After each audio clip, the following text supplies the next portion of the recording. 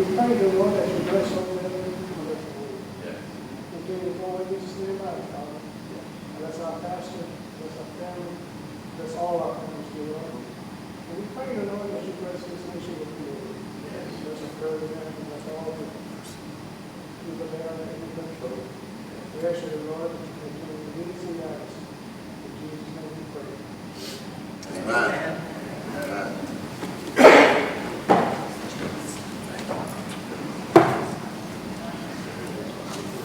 We want to thank our deacons for leading us in devotion today and our media team for helping us. It's good to see everybody back in Bible study, and we're excited about this new study in the book of Hebrews. What you need today, there's an introductory lesson, and then there's some questions. So you need both of these handouts. We also have, we'll have, by the time Bible study is over, the handouts for next week up here as well. So we want to make sure that you get that. We should have had this out already. I don't know what I was thinking. We're gonna work on this together today. So the book of Hebrews is exciting, and it is particularly important in our culture today when our faith is under attack. So one of the reasons why we want to study it is because we want to be able to defend our faith and understand what we believe. So today what we're going to do is we're going to introduce the book of Hebrews to you. And we're going to do that in several ways. One is we're going to do a teach-through. Not of the book, but just the introduction. Okay? And so you've got some information in your hand now that introduces you to the book. And then the second thing is we're going to do some group discussion. Okay? So there are some questions that we have, 12 questions plus a bonus question that we'll go over today. And I'll go through the material with you first. Then we're going to divide up in groups. And while you are in your group, each group will be assigned some questions to answer. We'll try to give 3 questions per group. And so what we're going to do first, before we do anything else, is I need you to get in your study groups. Decide who's going to be in your group with you for the duration of this Bible study. Okay? Mark, she's trying to get to attend. We need one more hand. Thank you, brother. So I'd like you to figure that out. I'll give you a couple minutes to figure out what your groups are going to be. And you shouldn't have more than 3 or 4 people in your group. And then I want you to select a group leader. Select a group leader for each group. Okay. And you'll be working with this group throughout the Bible study we do on Hebrews. So select a group. 2 or 3 people that you want to work with throughout this Bible study. And then in your group, select a group leader. Nobody gets to do this by themselves. It's too much work. Okay. Now, if you're not in the group or you know you're not going to be here all the way through, that's okay. We'll put you in the group. Okay. That's Waddles. I'm just here.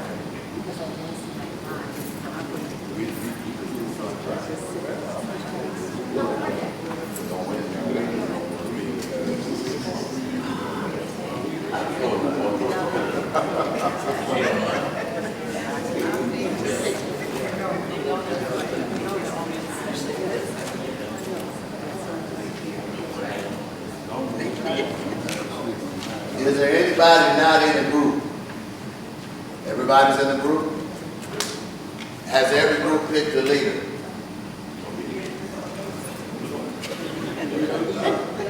All right. Group leaders, please stand. Group leaders, please stand.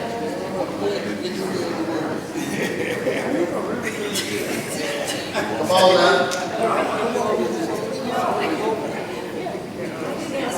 I understand.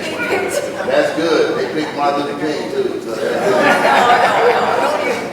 I need group leaders to please stand. So far, I'm going to see 2. All right? Y'all in the same group, right?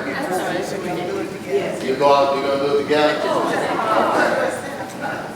Which one of you all is leading that group in the back? Stay standing. Stay standing. Group leaders, please stay standing. I need another group leader back there. Sister Catherine, Sister.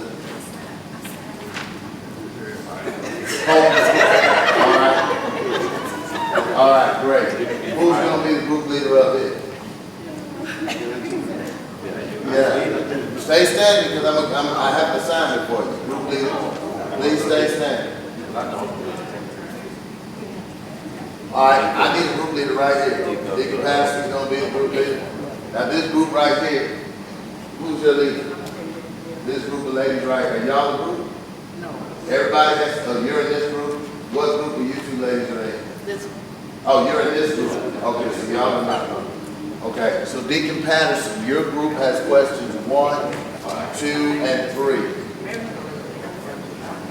1, 2, and 3. Okay. Brother Foley. What's going to happen is your group is going to report out on these questions. So I'm going to get this group up here. It's 1 and 2. You've got questions 1 and 2. Deacon Patterson's group has questions 1 and 2. Brother Foley, your group has questions 3 and 4.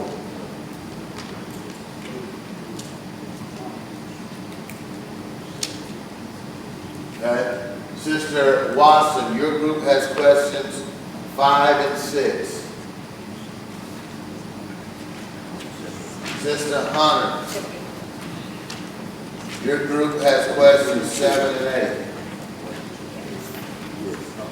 Brother Gant, you all have 9 and 10.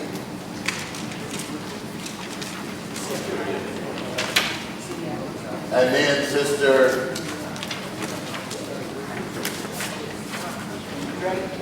Drake, thank you. 11 and 12. Your group has 11 and 12. Sister Drake's group has 11 and 12. Brother Gant's group has 9 and 10. No, they're the same group. Y'all can't hear the same group, 2 and 3. That's 60. Oh, you're with them. So you all are in this group. Right. Okay, that's one group leader. So who's the group leader back there? I am, but she's the assistant. Oh, okay. All right, now you made me restructure what I was doing. Okay. So the GAN group is going to have questions 10, 11, and 12. And the Hunter group is going to have 7, 8, and 9. Okay? All right. So let me go back over them again. Don't start yet. Don't start yet, because we're going to do a little teach-through before we do the group discussion. Because some of this you won't get right away, and it's spread out. Okay? So Patterson's group has 1 and 2. Foley has 3 and 4. Watson has 5 and 6. Hunter has 7 through 9. Gant has 10 through 12. And then there's a bonus question we'll all do together at the end. Everybody good on that? Okay. So let me ask you a question. How many of you in your groups feel comfortable taking the material and you all go through the material and you answer your questions? And you don't need me to do a teach-through. Oh, no, you need to do a teach-through.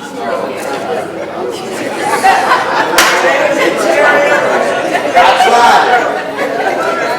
But the reason why is you'll learn more when you guys are doing it in your group. So I'm going to do a brief teach-through. And I'm going to do that in about 10 minutes. And then I'm going to give your group about 12 minutes to go back and find the material. Okay? So that you know where the answers are, sort of.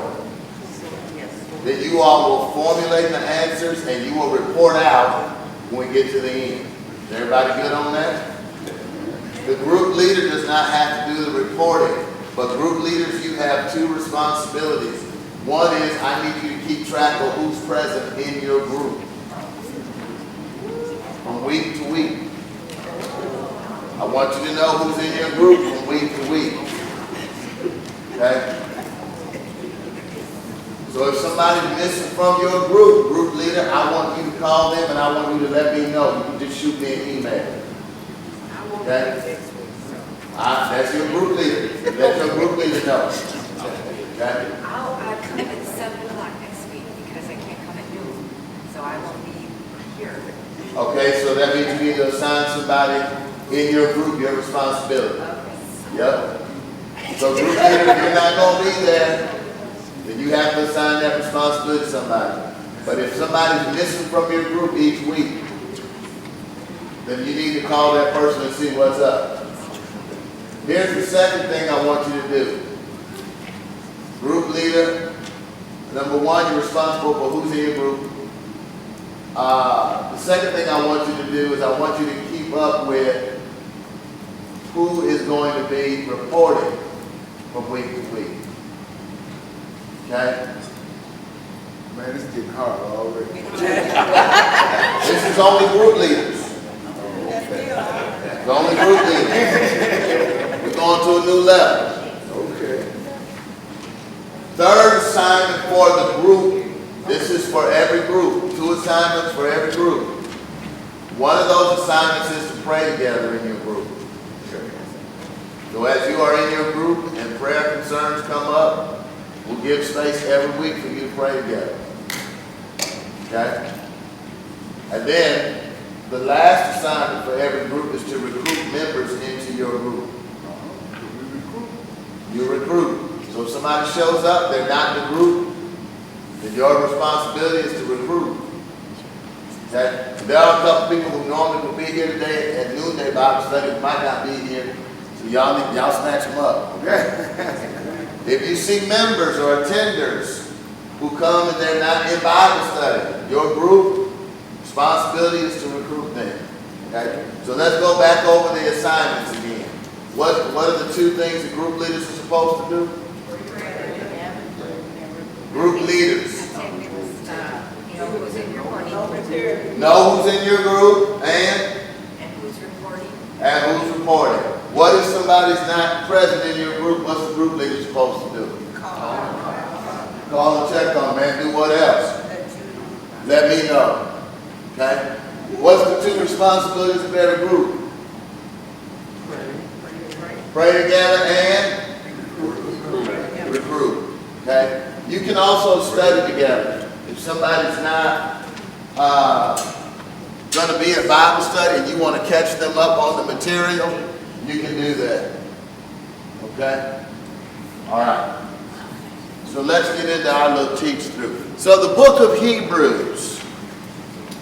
Let's turn there in our Bibles. Hebrews chapter 1, verse 1.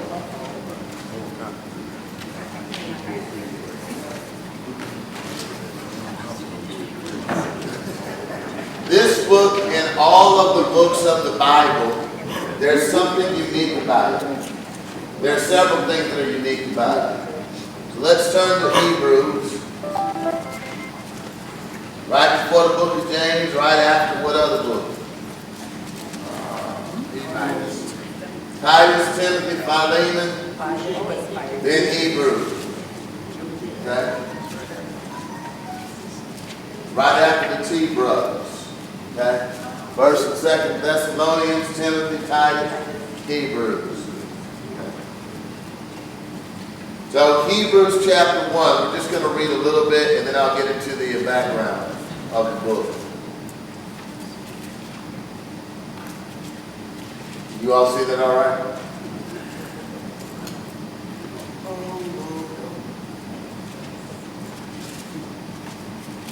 Reading from the English Standard Version, which is what we'll be using for Bible study. Long ago, at many times and in many ways, God spoke to our fathers by the prophets.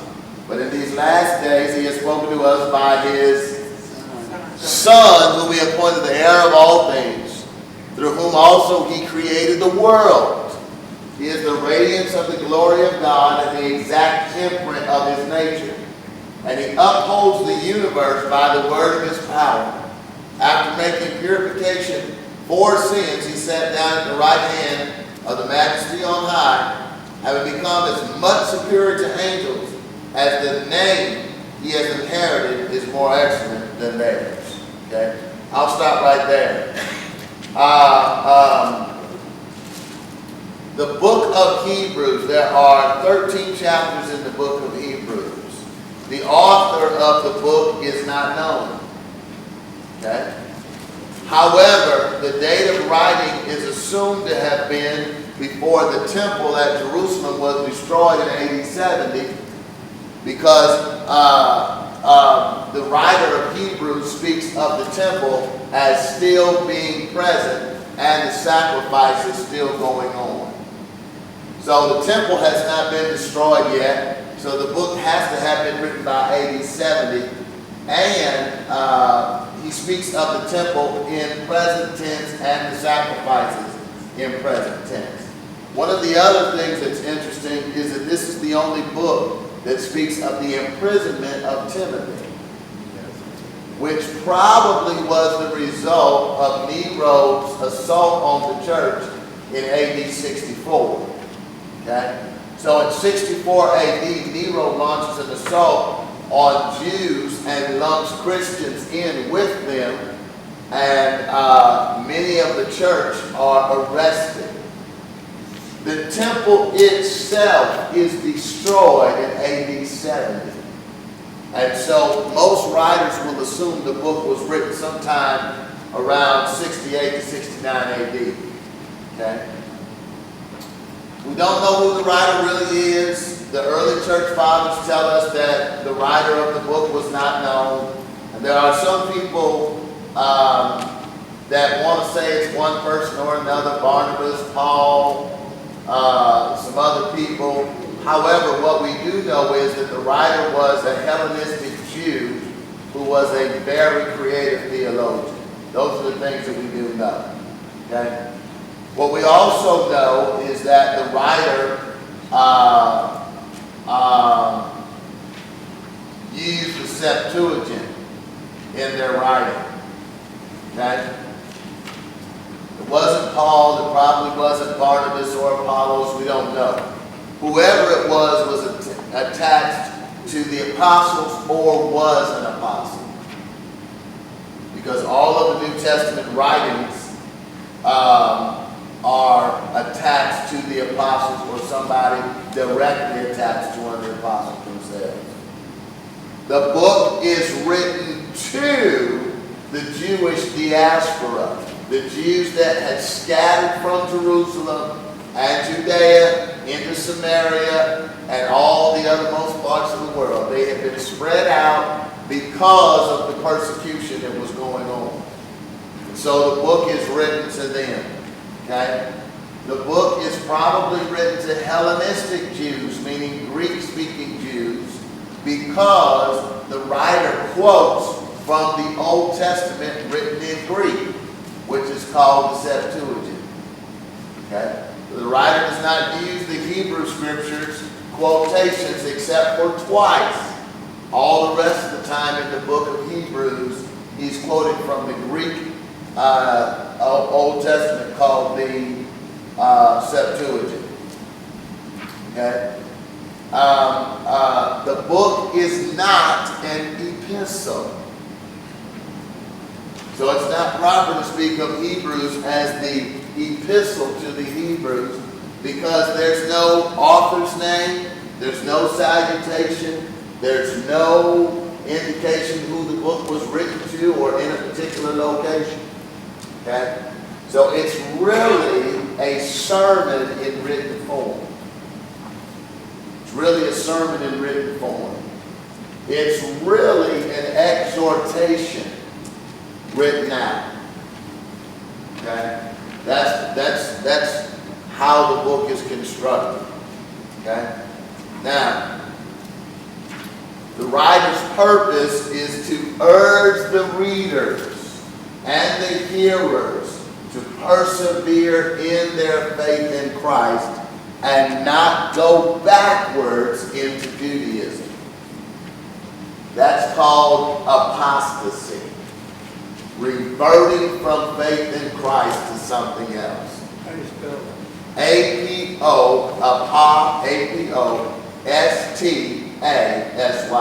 apostasy. It's in the handout in a few places. Okay? But his goal was to keep them from going back to what they believed before Christ or abandoning the faith altogether. Okay? Because remember, the church is under persecution, and so that he was trying to keep them from giving up. Okay? You see that throughout the book. The basic theme of the book is the supremacy of Christ. That Christ is superior to all, including the angelic beings. Let me ask you a question. Why do you think the writer of Hebrews found it necessary to deal with the fact that Christ was superior to the angels? Why might he have done that? Some people worship angels. Yes, because there were people at that time in history who had started this cult of worshiping angels. And angels are not to be worshipped, they're servants like we are. Okay? Yes, they're messengers. Thank you, Deacon. Messengers. There's some different characteristics about the book that are unique. The author's name is not mentioned. It doesn't start off by mentioning the author's name. There's no particular group that's mentioned, like it's not to the church at Rome or to the church at Galatia or to Theophilus. All of those are unique things about this book. Okay? Now, we've also given you an outline of the book, and I won't get into detail on that, but there are basically 5 sections of the book, and each of those 5 sections contains a warning for the church. Okay? We'll get into those as well. There are 5 warnings. Okay? And so basically the author is trying to warn the church to persevere, and that they need to know the greatness of Jesus Christ, and they need to hold on to their faith, and they need to not abandon the faith. All right? So let's go over our 10 questions, and I'm going to let y'all go to work. That's my whole teaching right there. Okay? So here's some questions. Every group will have their questions, and we'll give you time to look at them more closely and then report out. All right. Question 1. What are some of the clues that help us understand that Hebrews was probably written around 68, 69 AD? Question 2. Who was the writer of Hebrews? Don't answer these now. You're going to answer them in your group. Okay? Question 3. Oh, there's another person that can be recruited into a group. Question 3. What are some of the clues that Hebrews was not written by any of the other New Testament writers? Question 4. What are some of the people thought possibly to be the writer? Who are they? Who was the likely author? Why? To whom was the book written? Question 7. What clues help us understand the original audience? Question 8. What was the writer's primary concern, their number 1 concern? And then what genre is the book? What genre? What was the writer's purpose? Question 11, what is the theme of the book? Question 12, what are some of the unique characteristics of the book? We'll leave the bonus question for last. All right, any group gets ahead and get all your questions answered in the next 12 minutes, work on that bonus question. Okay? All right, let me give us about 12 to 15 minutes to work on these in our groups. I have a question. Yes, sister. Number 2, it says who was the writer. Number 5 says who was the likely author. Yep. You want us to still answer those the way we I want you to answer them the way they were assigned to your group. And there's a reason for that. Okay. Yep, those are 2 completely different questions. All right, go.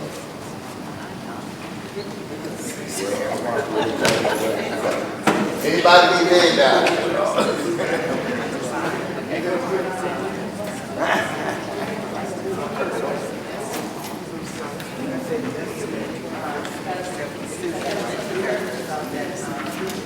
And group leaders, please send me the names of the people in your group.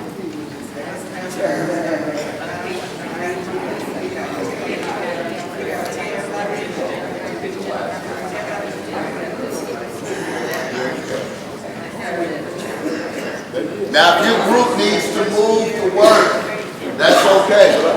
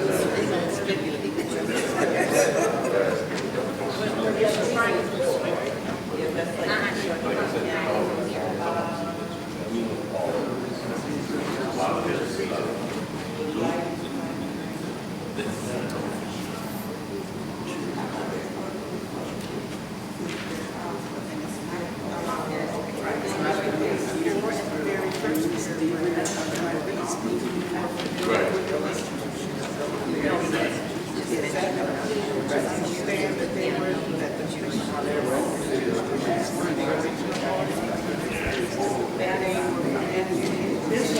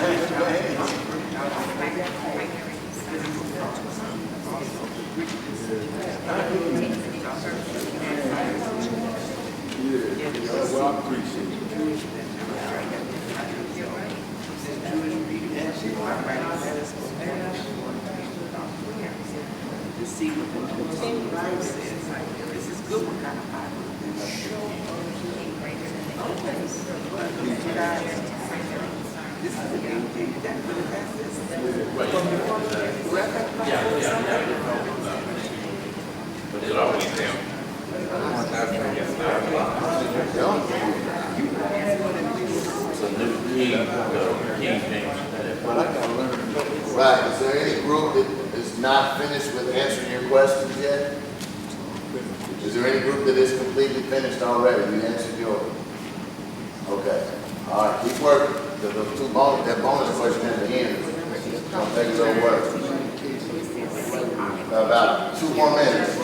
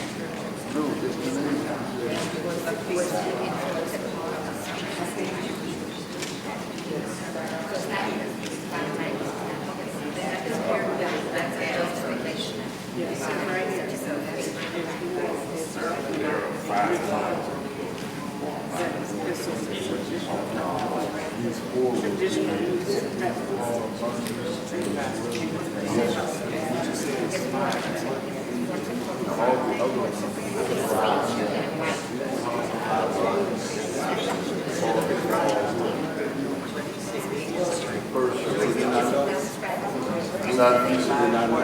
We'll go over that and teach you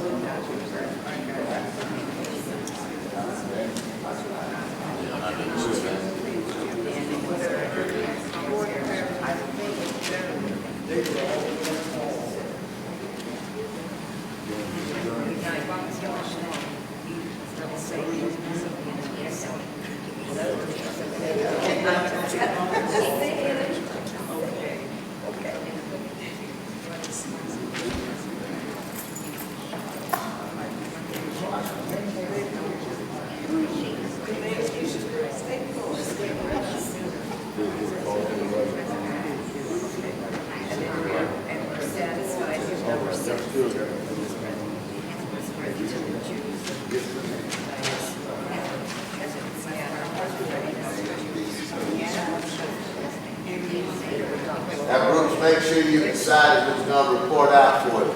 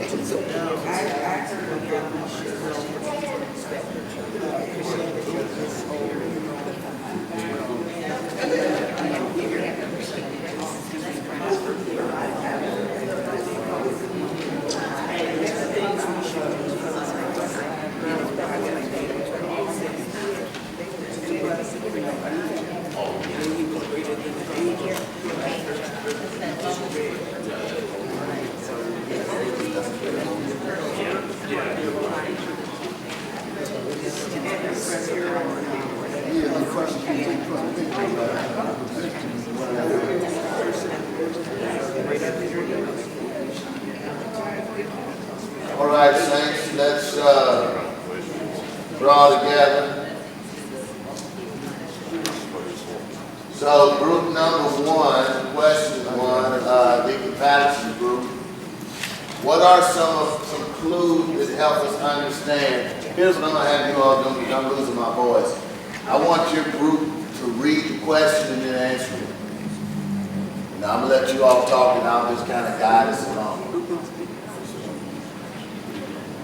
Please talk loud so our online audience can hear you too.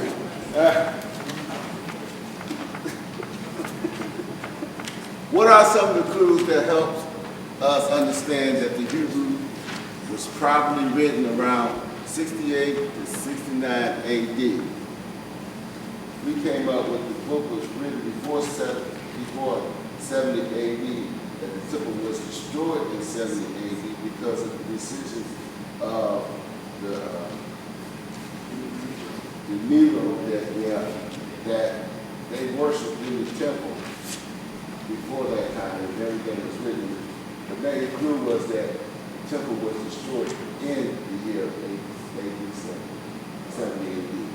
All right, very good, very good. Question two, this same group had that question, right? Yes, sir.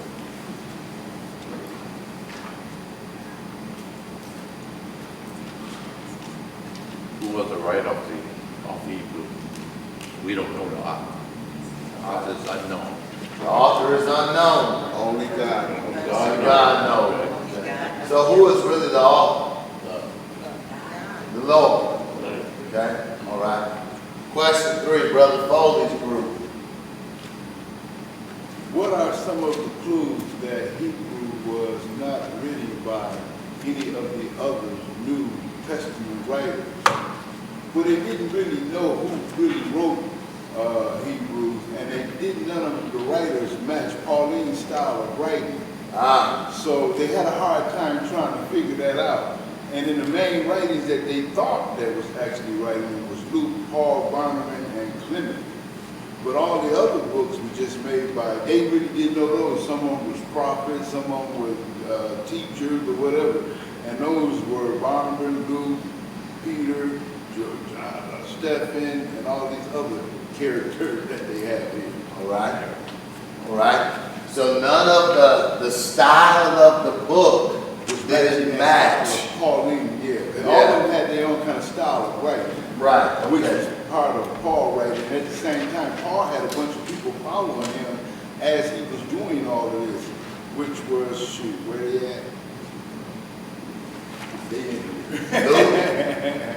Sylvanus, Yeah. there were others, but the style didn't fit any of those other writers in the New Testament. Okay? All right, question 4. I think we sort of combined. Okay, we did. Yeah. Yeah.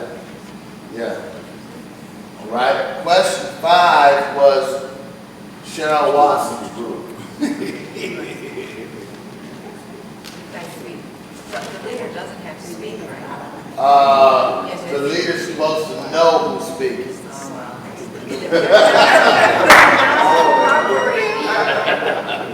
So he thought that the most likely author would be Paul. And partly because he was an apostle, but this is in direct conflict to what everybody else is saying, so I'm confused. But he, according to the notes, he was a creative theologian. He spoke Greek. And so that was our guess. Okay. Let me give you the, go to page 2 in your handout.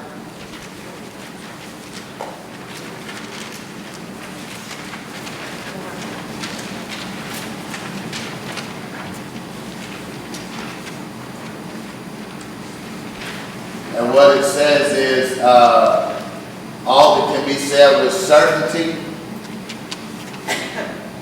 is that Hebrews was composed by a creative theologian who was well trained in the exposition of the Greek scriptures. So we can't say Paul does fit that, but the problem with Paul is that Paul is actually a Hebraic Jew who spoke Greek, but he was trained in the Hebrew scriptures. Okay? So that's one of the reasons why when you look at the writings of Paul, even though he speaks Greek and Aramaic and Hebrew and some other languages, most of the time Paul was quoting from the Hebrew scriptures because he was trained in them by Gamaliel. Okay? So that's one of the arguments against it being Paul.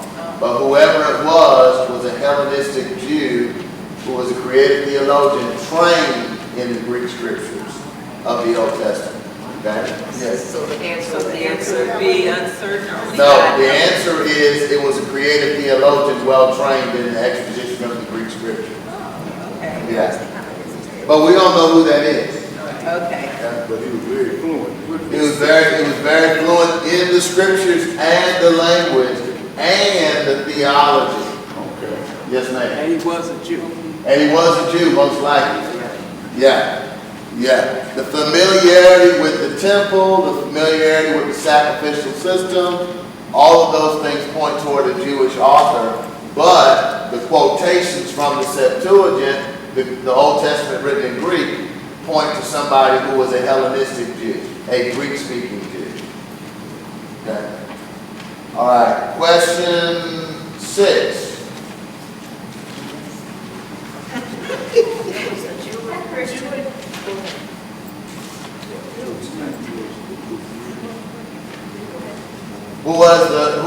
Read the question and answer it. Whoever's going to do it. Okay. To whom was the book written? And we came up with the Jewish Christians were the first readers. Yes. Yes. So one of the things, Jewish Christians were the first readers. So one of the things that we're going to see as we go through the book is remember that as we were learning about interpretation of scriptures, there's what did the author say to the original audience? What did it mean to them? Okay? Then the second level was what are the timeless truths that we glean from what the author said to the original audience? What are the timeless truths? Then the third level of interpretation is how does that apply to us today? So as we study the Bible, not just the book of Hebrews, We look for what was the meaning for the original hearers. Yeah, so who was the original here? What tribe were they? We don't know, but they were the Jewish Christians that had been scattered Okay, so they were throughout tribe. the Roman Empire. Okay. Yeah, yeah. So when we look at the text, there are some things that are written to them that had to do with the sacrificial system and things like that that might not apply to us today. Right. But there's a timeless truth in there, and we need to find out what that is and then apply that to our situation. Okay? Something like wavering commitments. Yeah. That was the main thing they were concerned about. Yes. These people were. So is that an issue today? Yes. Right. So that's what, so we look at what did the writer say to them? What's the timeless truth he's dealing with? So the writer goes through a bunch of different things that deal with these wavering commitments. So the timeless truth is, don't waver in your commitment to Christ. Oh, right. So then the third level for us becomes, what are some areas that we might be wavering in? Okay. How do I need to deal with that? And then next week's lesson, you'll see, we're going to introduce this concept of drift and talk about not drifting. Okay? All right, question 7, 8, and 9 is Hunter's group. So question 7.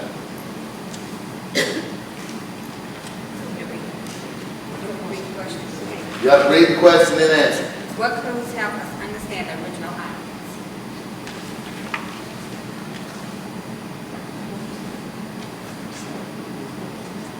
We said that the Jewish Christians were scattered through the Roman Empire.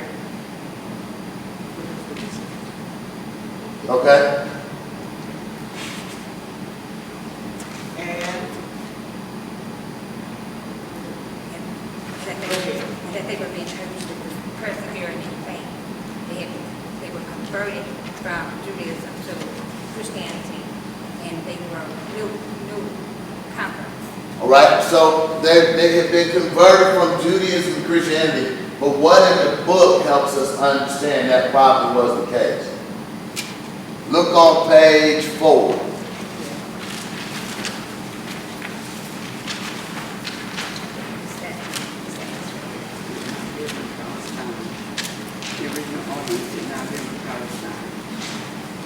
If they were Palestinian Jews, what is one of the things that they would have been dealing with? As opposed to being living outside of that area. needing material assistance. Right. The church at Jerusalem needed to be helped by the other churches. Okay? The church in Palestine. The writer of Hebrews credits them with having helped others. Another clue is that the emphasis on the superior priesthood of Jesus.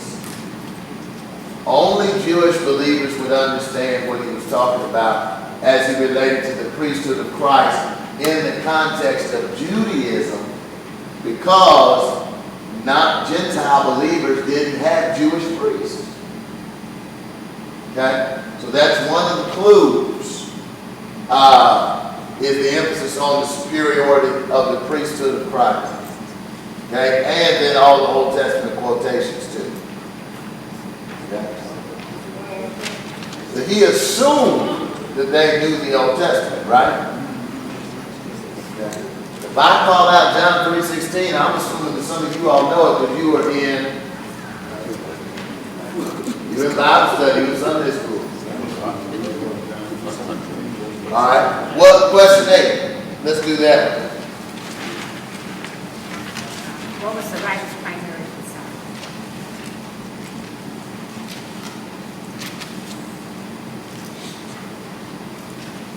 That they would continue their conversion and not return to Judaism. Say it loud.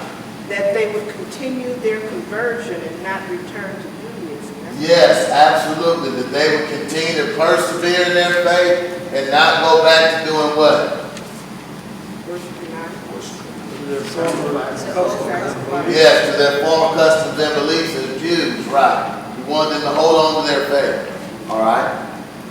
Question 9. What jury is the book you use? John. John. Yeah. Okay, it's more of a sermon in written form than an epistle in the traditional New Testament sense. All right, it's more of a sermon in written form than a traditional epistle. A traditional epistle would start with whose name first? The author. Then the next person, the next names would be the church, who it was to. Do we have that in Hebrews? No. Okay. All right. So let's go to Gant's group now. What was the writer's purpose? To persevere in their faith rather than turning from Christianity, and urge the readers to stay the course. Say it again, sister, a little louder. The purpose was to urge the readers to persevere in their faith, to stay the course, to exalt Jesus, and show that He is superior to the sacrifices of the old. All right, awesome. Who are the readers? Who are the readers? Well, we answered that question. Who were the original readers? Who were they? Jewish Christians that were scattered throughout where? The Roman Empire. Okay. What does that also tell us about the book, though? If it wasn't sent to a particular location, what does that also tell us?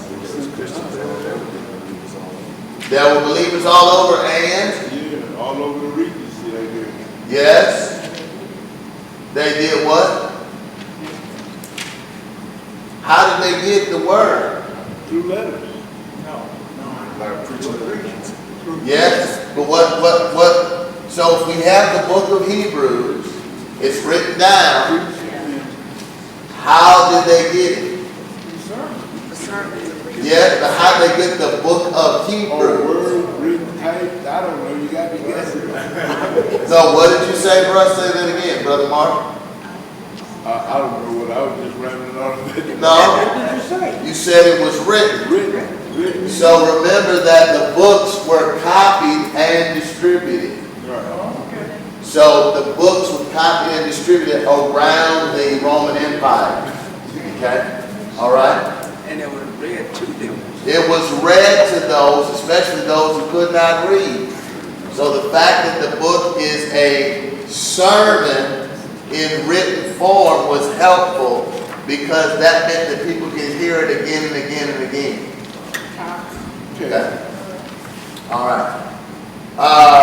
Gant's group also has question number. Drake and Gant are in the same group. So, what's the theme of the book? What's the theme of this book? Say it again. The absolute supremacy of Christ. The absolute supremacy of Christ. That Christ is supreme above all others. Okay? All right? Question 12. What are some of the unique characteristics of the book? There's no authors. No author. The author's not identified. What else? No opening salutations. There's no opening salutation. And the name of the writer is omitted. Yeah. The name of the writer is omitted. The writer never refers to himself. Now, I'm going to tell you, there is one clue in the language that helps us understand that the writer obviously was a man, and that is because he uses the masculine pronouns all the way through. So even though we don't know who it is, they give us some clues. Okay? All right, let's get to this bonus question. This one required a little more digging. In the book of Hebrews, what is the one thing we should know from the book of Hebrews? What is the one thing we should know? Jesus Christ is the Christianity, we should know and appreciate the greatness of Jesus Christ. What did you say, Sister Hunter? We should know and appreciate the greatness of Jesus Christ. We should know and appreciate the greatness of Jesus Christ. That's on page 11. Okay? We should know and appreciate the greatness of Jesus Christ. That's the one thing that we should know. Okay? There are two things that we should do One of them is on the bottom of page 11. We don't have. Y'all don't have page 11?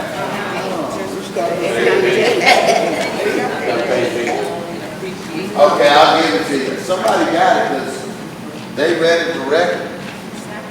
Yours stops at 8. Somebody else stops at 11. I just didn't print off. Somebody download it. All right, let me give you the other two pieces. I didn't realize those last 3 pages didn't come out. Okay, that's my fault.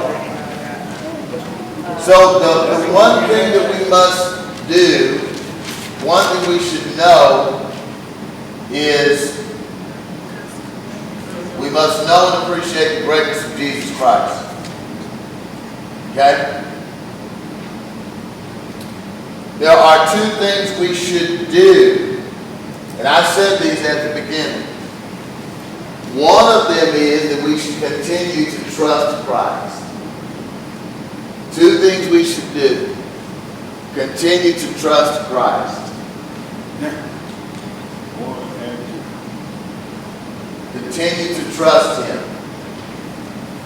Okay? The second thing we should do is not abandon the faith. Okay? See, it's one thing to say, I trust the Lord, but what about when the Hebrew Israelites are yelling at you in the barber shop or the beauty shop? Or you watching the news and you hear evangelical Christians talk about what we should do to immigrants is shoot them. And then the president laughs and says you can't get away with that except in the panhandle. Oh, y'all missed that. I'm sorry. Yeah. And some of those people cheering in that group claim to be Christian. Okay? So I need to hold on and I need to trust Christ. Second thing I need to be careful about is when I see Christians doing stuff that don't look like Christ, or I'm being persecuted because of my faith, I shouldn't abandon the faith. Right. Because what often drives people away from the faith is what other people who claim to be in the faith are doing. Yes. Okay? Yes, ma'am. That's a good point, because for me in church, I hear a lot, there's a coin. I hear only one side of the coin, that we have assurance of our salvation. Yes. But there's a flip side, according to Hebrews, we could just walk away, abandon it. Yeah, and so the warning in the book is, I've been assured of my salvation. But when we get on, and there's a great message that Dr. Marvin Wiley preached some years ago called Assembly Required. And that is that sometimes what people do is they want to disassociate themselves from the assembly because I got hurt in the assembly. But my relationship with Christ is superior to my relationship with people, but my relationship with people ought to be informed by my relationship with Christ. So in dealing with that, where would the Holy Spirit come in to where it guides me through every step that I'm going through in that situation? Yes, and that's because I've been in the Word enough to know how to deal with people. Okay. Yeah. So the Spirit is the one that's guiding me. Right. You know, All I got to do is get in there and let Him take me through. I got to let Him take me through that. But I also have to be careful to maintain good relationships with other people because that may affect their faith. Yes. Yeah, you talk about me respecting them and all that. Exactly. Yeah. Yeah. So He gives us, there are 2 huge assignments for the church in the book. One is stay true to Christ. Keep trusting Him. Yes. The second is don't walk away from the faith because of what you're going through. Okay? All right? So as we march through the book, those will be the 2 great lessons that we'll be looking at. All right. Next week's Bible study lesson is up here. I want to thank Sister Miller for sorting it out, figuring it out. Read the book of Hebrews. And in addition to our normal reading plan, there's a little bit of a reading plan that goes along with the Bible study itself. I'm excited about the fact that you all took your time out to come, but I don't want to keep y'all all day. Okay? Let's remember to keep one another in prayer. Are there special prayer requests today? Sister Joyce Woshika is in St. Joe's Hospital. Everybody go see it. Deacon Cornelius Reeves, yes, I would see it. And Sister Grace Reeves. Amen. Hold on. Sister Phyllis Patterson had surgery this morning. I did have prayer with her yesterday evening. What did you say, Red? Sister Jasmine and Jonathan Edwards lost their father. Thank you. Jasmine and Jonathan Edwards, these are the grandchildren of Sister Edna Taylor Cole, lost their father. Okay? Let's also keep the Green family in prayer and not forget that we have services on the 24th, but we also have our youth roundup this Saturday, starting at 11 o'clock. Okay. So we've got 250 backpacks we'll be giving away, along with gospel tracts. We'll have some hot dogs and food and all that kind of stuff. So if anybody's not busy Saturday morning, you're looking for an opportunity to serve our community, let's be here Saturday morning around 10 o'clock. Yes, ma'am. Can you explain the announcement about Lamar's people coming and where they'll be? About what? Oh, thank you. Yes, you want to help us with that, or you want me to announce it? You want me to explain it? On the 24th, we have Wayman Green's funeral on the 24th. We have that here.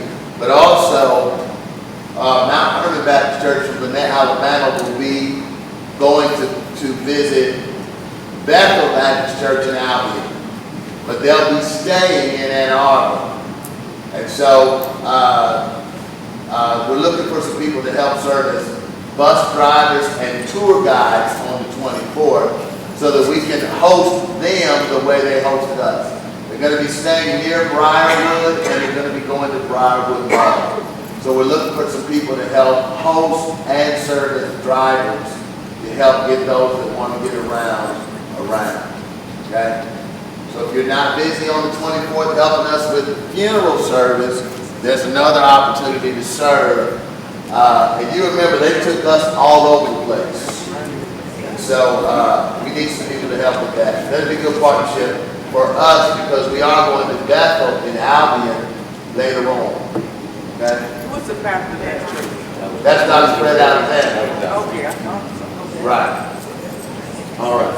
Let's stand.